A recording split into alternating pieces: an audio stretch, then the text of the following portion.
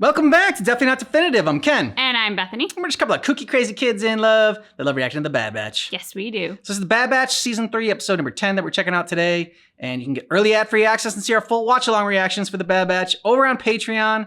Go to patreon.com/definitely-not-definitive or click the link in the description of the video. Yeah. Ready to do this? I am ready. This is staring at each other. Aww. Uh-oh. Ooh, hands a tongue. 20 credits. 10, 20, 15. Who threw that? It was him. The kid can barely lift a vase that big, let alone throw one. But he did. We saw it. Sorry. So sorry. I told you that kid was strange. People say he's cursed. You know, gifted. Shh. Don't go saying things like that. You know what kind of trouble that could bring. Come on. He's looking for trouble. Sure, just walking into somebody's house. It's cool. Well, the house isn't much security. For a class 1 bounty hunter. Yeah, that was a bounty There's hunter. a kid here you might be interested in. Let's check in with the evil scientist. What's the issue? Progress in the lab has stalled since Nala Say's confinement. The Kaminoan can no longer be trusted. Do you trust me? I've spent years working by your side. With a proper clearance, I could be more useful. You wish to be the new chief scientist, Dr. Carr? I believe I have earned it. Very well. Let's begin by bringing you up to speed on Project Necromancer. In addition to the assets in the sub-level containment chamber, you will be given access to the vault.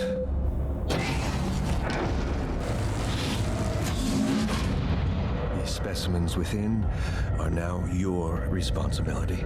They are vital to this project, and thus must be handled with the utmost care. They look super happy. These particular 3 were selected because of their high M count. Why children? Are they not adults that could serve this purpose? There are few adults left with such characteristics. Killed them all. Order 66 to care most of them. Children are easier to attain and more agreeable to these subjugations. They're unaware of why they're here and what they possess. As you know, M count cannot be directly replicated from the source. However, Nala Say knew of another way, which is why she aided in Omega's escape. The young clone's blood is the only binder that's proven to be compatible with their DNA to recreate their M count levels, and why Omega must be found. Testing should proceed as planned. We must be prepared for every possibility once she is recovered. Fair. Hello. Hello. I like your glasses. Thank you. What is your name? Dr. Carr, They don't have names. limit your personal interactions with the specimens. They are scientific assets, nothing more. Of course, Doctor. Because it makes it easier to do the horrible things you're doing to them, just to kill them as scientific assets. Jailbreak kid.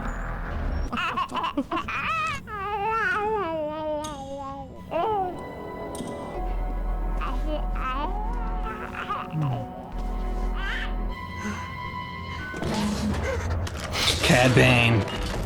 Huh. Toro. Just stunned her. Yes. Coming right up, Mr. Bane. So scared. That'll do. Get in.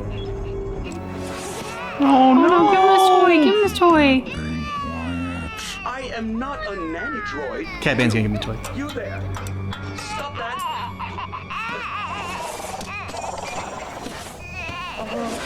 I did it. Let's move. Ventress last episode, now Cad Bane. Poor kid. Yeah. Thanks for the tip. Hello again. Hello, SP-54. My name's Eva. What's yours? You may refer to me as Dr. Carr. What happened to Mistress Nala Say?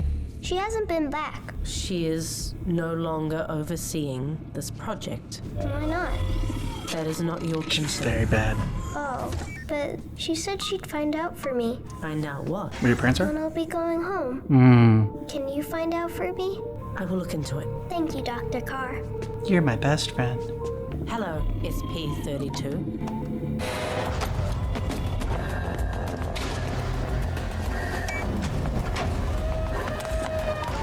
Yeah, it's not gonna work, dude.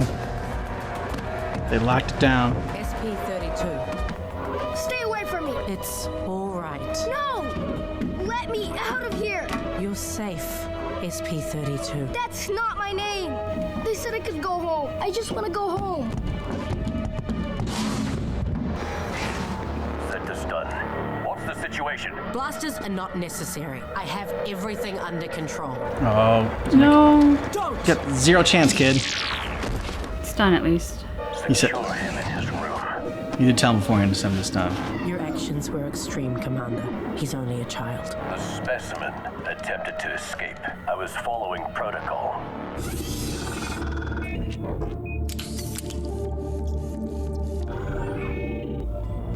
Dr. Carr, Yes?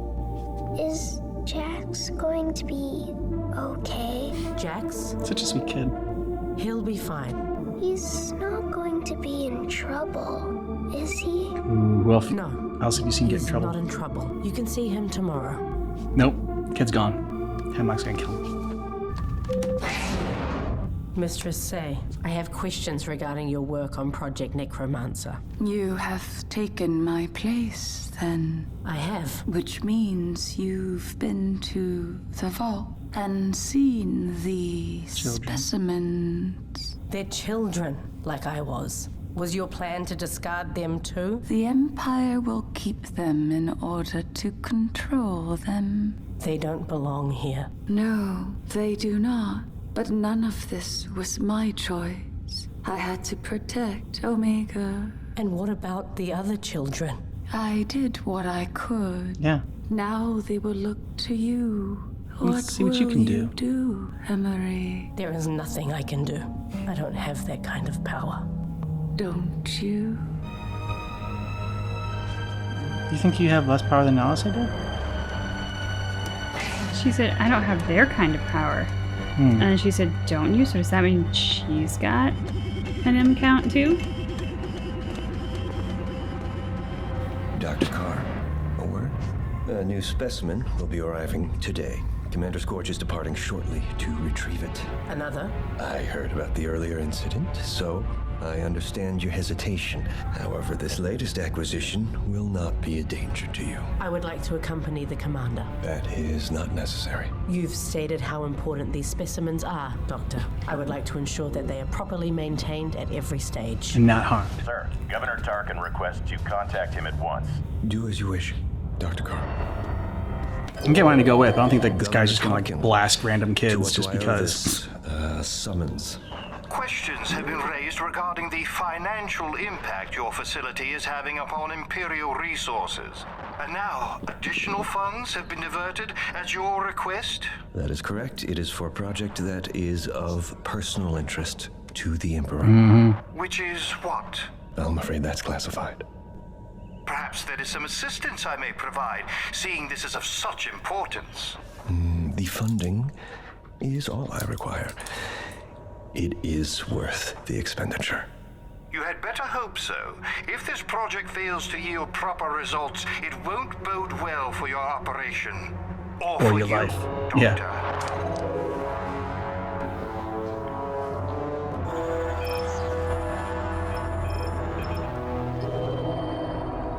I require an update. I tracked down the Trandoshan and pulled some intel out of her. She gave up the name of a pirate, has been in contact with the target. I'm searching for her now. The other operatives aren't ready to join you in the field. I can handle it on my own. Can you really? Because you've already failed once. No more mistakes. Do not return without Omega.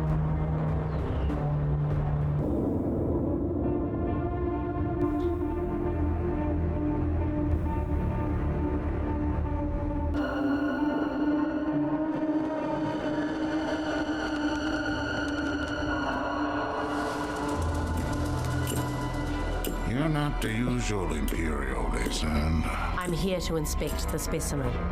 Who I am is none of your concern. Ooh, nice. Toro, bring out the kid.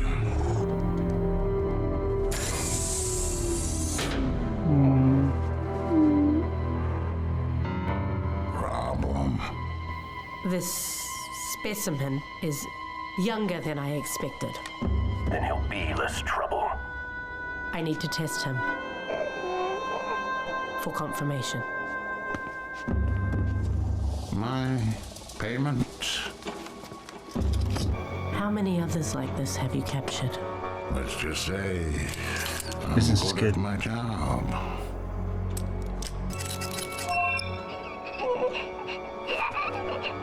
And where did this child come from? Asking questions like that, you give away more than you think. It's all here, Mr. Bane. Until next time.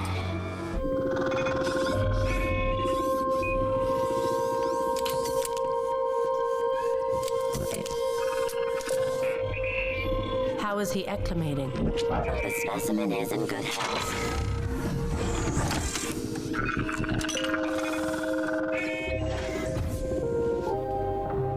Where is SP-32? It is standard operating procedure for a subject to be isolated for 2 rotations as punishment following an escape attempt.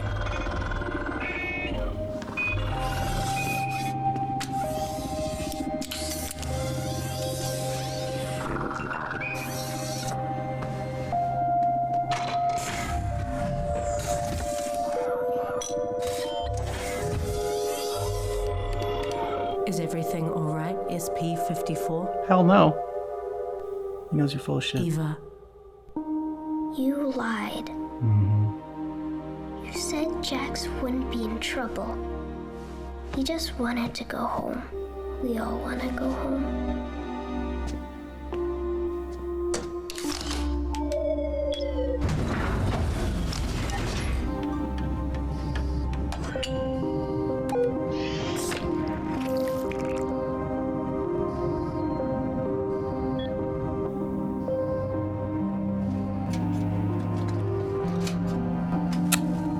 Kept it nice.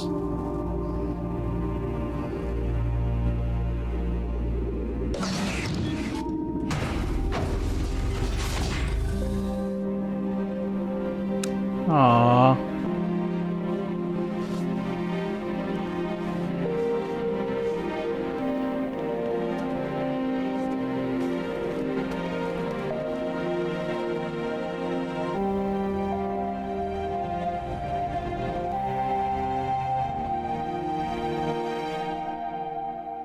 So, did not give Emery enough credit for the humanity that she actually does have. Thought she was just like this cold-hearted scientist like Hemlock. But this really showed that she does care, especially when it comes to kids. She has a soft spot for kids. I do wonder what the exchange was meant to communicate to us in terms of the, oh, I don't have their powers, don't you? Like that really has stuck in my brain in terms of, is there an allusion to her having some kind of M-count ability? I think that's less likely. I think what's more likely is she has power because she's in control of the experiment.